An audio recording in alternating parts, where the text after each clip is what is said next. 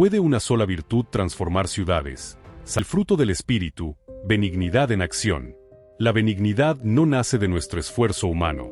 Es una evidencia sobrenatural de que el Espíritu Santo habita en nosotros. Gálatas capítulo 5, versículo 22 dice: Pero el Espíritu de Dios produce amor, alegría, paz, paciencia, amabilidad, bondad, fidelidad, humildad y control propio. En otras palabras, el carácter de Cristo no se imita, se produce. No es algo que finges. Es algo que florece cuando estás conectado a la vid verdadera. La benignidad como evidencia de una vida llena del Espíritu. Muchos creen que estar llenos del Espíritu se trata solo de dones. Pero Pablo dice: el verdadero fruto no es poder, es carácter. El Espíritu Santo no viene solo a darnos experiencias. Viene a transformar quienes somos desde adentro. Y una de esas transformaciones visibles es la benignidad. ¿Por qué es importante esto? Porque la benignidad revela madurez espiritual. Los niños espirituales reaccionan con gritos, orgullo y juicio. Pero quienes caminan con Dios aprenden a responder como Él, con gracia, compasión y ternura. Y esta benignidad no es pasiva, es activa. Busca el bien del otro, aunque el otro no lo merezca. Ejemplos bíblicos de benignidad como fruto. David, perdonando a Saúl, aunque pudo vengarse. José, llorando con sus hermanos en vez de castigarlos. Jesús, mirando con amor al joven rico que lo rechazó. En todos estos casos, la benignidad no fue una reacción emocional. Fue una respuesta espiritual. ¿Qué fruto estás dando? No puedes esconderlo. Las personas que viven contigo saben si tu carácter es dulce o si es amargo. ¿Qué ve tu familia? ¿Un creyente con fruto del Espíritu? ¿O solo alguien religioso con palabras correctas y corazón frío? Hoy, el Espíritu Santo te llama a dejar de luchar con tus propias fuerzas y a rendirte para que Él produzca en ti lo que tú no puedes fabricar. La benignidad no es una máscara. Es el perfume natural de quien ha estado con Cristo. Antes de continuar con el desenlace de esta historia, te invito a suscribirte a nuestro canal, donde encontrarás devocionales e historias bíblicas acompañadas de canciones que sin duda ministrarán tu vida. Continuemos. Jesús y la benignidad encarnada. Cuando queremos entender qué es la benignidad, no podemos quedarnos solo en conceptos. Tenemos que mirar a Jesús, porque en Él, la benignidad se hizo carne. Cada palabra suya, cada gesto, cada silencio incluso, era una expresión de la ternura divina habitando entre nosotros. Benignidad con los marginados. Jesús no evitó a los despreciados. Los buscó. Tocó al leproso cuando nadie se atrevía. Habló con ternura a la samaritana que todos rechazaban. Defendió a la mujer sorprendida en adulterio y le devolvió la dignidad. Él no solo fue amable, fue restaurador. A los que otros miraban con desprecio, Jesús los miraba con amor. Donde otros ofrecían juicio, Él ofrecía gracia. Benignidad con los ofensores. Incluso en la cruz, cuando el dolor era insoportable, cuando la traición ardía como fuego, Jesús oró por sus verdugos. Padre, perdónalos. ¿Y sabes qué? Eso no fue debilidad. Fue la fuerza del cielo manifestada en la carne. Porque solo un corazón lleno del amor de Dios puede bendecir mientras sangra, perdonar mientras sufre, y responder con ternura donde hay desprecio. ¿Qué nos enseña esto? Que la benignidad no es una opción para los cristianos. Es el ADN del Hijo de Dios que vive en nosotros. Que la verdadera espiritualidad no se mide solo por cuánto sabes, sino por cómo amas, por cómo tratas a los que no pueden devolverte nada, por cómo respondes cuando no te entienden. ¿Reflejas al Maestro? Cuando hablas. ¿Se oye su compasión? Cuando corriges. ¿Se ve su gracia? Cuando te hieren. ¿Respondes como Él? Porque no basta con decir que seguimos a Jesús. Debemos reflejar su corazón. La benignidad no es una debilidad. Es una herencia de aquellos que caminan con el Rey. Y mientras el mundo grita, se ofende y se endurece, tú puedes ser diferente. Tú puedes encarnar la ternura del Maestro, porque Él habita en ti. Una fe que se manifiesta en compasión. La benignidad no es solo un fruto aislado. Es la expresión natural de una fe auténtica. Santiago capítulo 2, versículo 17 nos recuerda: la fe por sí sola, si no se traduce en hechos, está completamente muerta. Y Gálatas capítulo 5, versículo 6 lo afirma así. Lo importante es la fe que actúa por medio del amor. La benignidad como fruto visible de una fe invisible. No basta con creer. Si esa fe no impacta la manera en que tratamos a los demás, una fe que no produce compasión, no es una fe que ha sido transformada por la cruz. Porque quien ha sido tocado por el amor de Dios, no puede seguir siendo indiferente al dolor ajeno. Benignidad como resultado de una fe activa.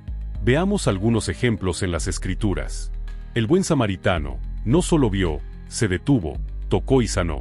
La iglesia primitiva compartía sus bienes con alegría y generosidad. Tabita, también llamada Dorcas, llena de buenas obras y actos de caridad hacia los necesitados. Todos ellos tenían fe, pero su fe no era teórica. Era tangible, práctica, misericordiosa. ¿Qué nos enseña esto? Que la benignidad no es solo para quienes tienen un corazón tierno. Es para todos aquellos que han sido salvados por la fe. Porque la fe verdadera ama. La fe verdadera actúa. La fe verdadera se compadece. Aplicación práctica, la compasión en el día a día. ¿Cómo tratas al mesero que se equivoca con tu orden? ¿Cómo reaccionas ante el conductor imprudente? ¿Cómo hablas con quien piensa distinto a ti? Cada uno de esos momentos es una oportunidad para demostrar si tu fe está viva, o si solo vives de palabras vacías. El amor no necesita plataformas, solo necesita un corazón dispuesto. La fe verdadera se manifiesta en hechos, y cuando esos hechos están marcados por la benignidad, el mundo deja de ver solo religión, y comienza a ver al Cristo vivo reflejado en ti. La benignidad que vence el mal con el bien. En un mundo donde la reacción más común es devolver golpe por golpe, la benignidad aparece como una revolución del espíritu. Romanos capítulo 12, versículo 21 declara con poder: no dejen que el mal los venza, más bien venzan el mal haciendo el bien. La venganza parece poderosa, pero el perdón lo es más. Es fácil responder con dureza. Es natural pagar con la misma moneda. Pero el llamado de Cristo es más alto. Él nos llama a responder con el bien, a vencer con compasión, a desarmar al enemigo con amor.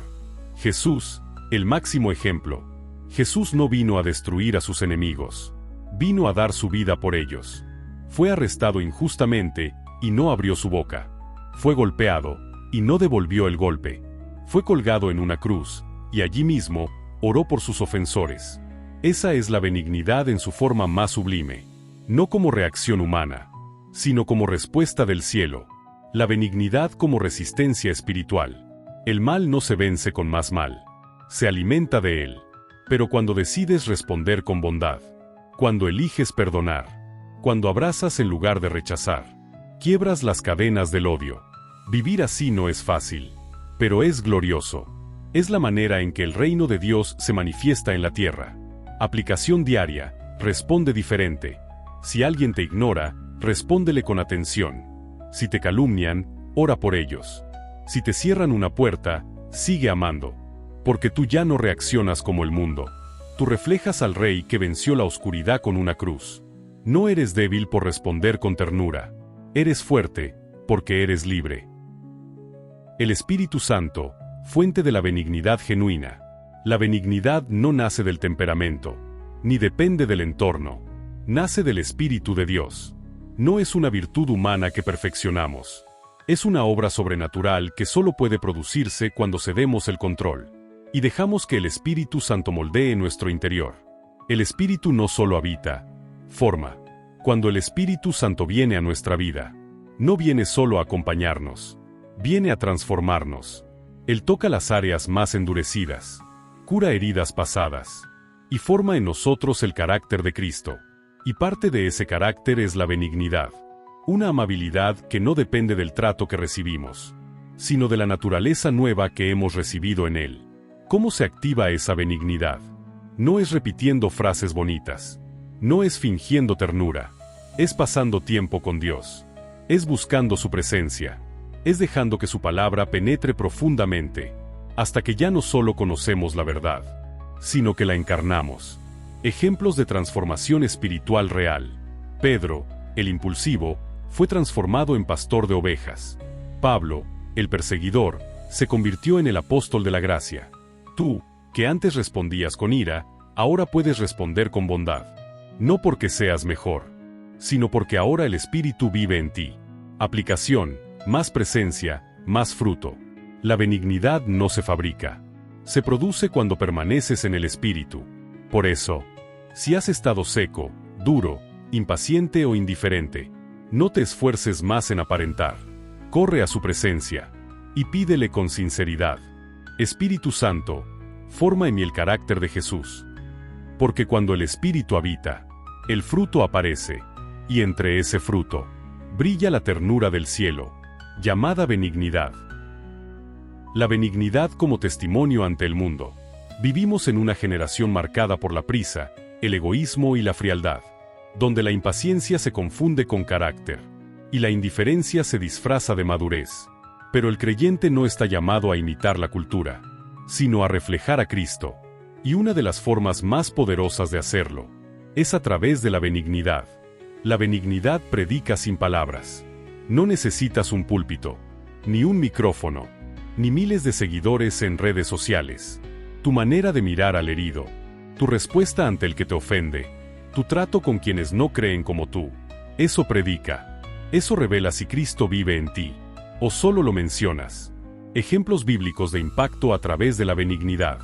Ruth, cuidando con ternura a Noemí, fue honrada por Dios. Abigail, actuando con sabiduría y respeto, evitó una masacre.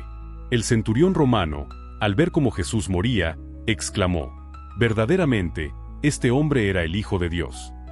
¿Qué lo convenció? No fue un sermón. Fue la benignidad de un Salvador agonizante. La benignidad es un idioma universal. La gente puede discutir doctrinas, puede rechazar creencias, pero no puede resistirse a la gracia manifestada. Cuando vives con benignidad, no solo hablas del reino, lo encarnas. Tu vida se convierte en carta abierta, en aroma de Cristo, en testimonio que ilumina. Aplicación: tu entorno necesita ver a Cristo en ti. En tu familia, sé la voz de ternura cuando todos gritan. En tu trabajo, responde con bondad cuando haya presión. En tu comunidad, sirve con compasión, aunque nadie lo vea. Porque el mundo no necesita más religión, necesita más benignidad. En tiempos de dureza, la benignidad es una rebelión santa, un acto profético, una demostración del cielo en la tierra. Que tu vida sea esa luz, que tu carácter sea ese reflejo, que tu benignidad sea tu mayor predicación. El reflejo glorioso